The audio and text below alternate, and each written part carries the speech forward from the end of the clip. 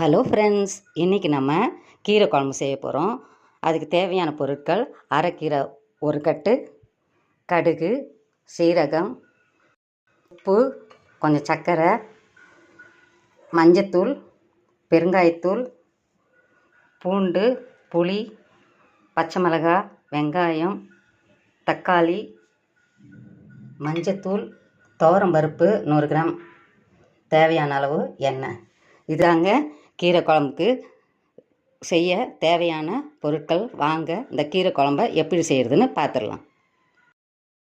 இப்போது துவரம்பருப்பை கழுவிட்டு ஊற வச்சுருக்கேன்.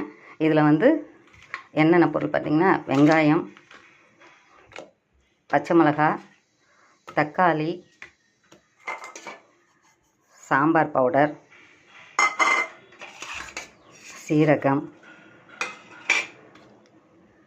புளி, பூண்டு, பார்த்திங்கன்னா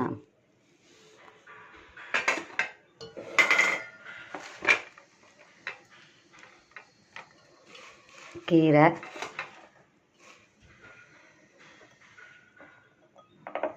மஞ்சத்தூள்,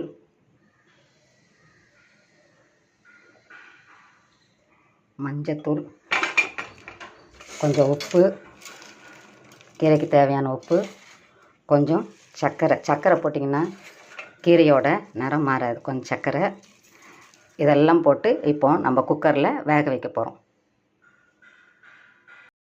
இப்போது கீரை வெந்துடுச்சு. இதை பருப்பு சட்டியில் போட்டு கடைஞ்சிக்கலாம்.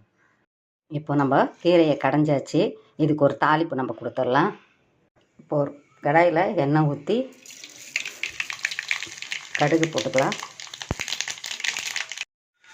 கடுகு பொரிஞ்ச உடனே வெங்காயம், பூண்டு, கருவேப்பிலை போட்டு தாளிச்சிக்கலாம். வெங்காயம் கொஞ்சம் வதங்கட்டும். இப்போ வெங்காயம் வதங்கிடுச்சு. பெருங்காயத்தூள் போட்டுக்கலாம்.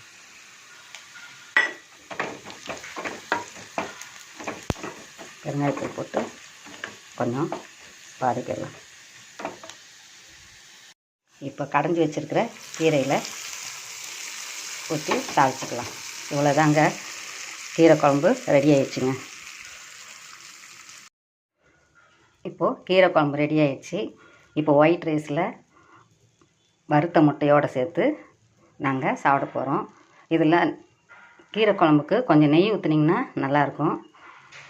அதே போல் நாங்கள் இதை வச்சு சாப்பிட போகிறோம், டேஸ்ட் பண்ணி பார்க்க போகிறோம். நீங்களும் இந்த கீரை குழம்பை ட்ரை பண்ணி பாருங்கள். உங்களுக்கு இந்த வீடியோ பிடிச்சதுன்னா லைக் பண்ணுங்கள், ஷேர் பண்ணுங்கள், சப்ஸ்கிரைப் பண்ணுங்கள். பாய்.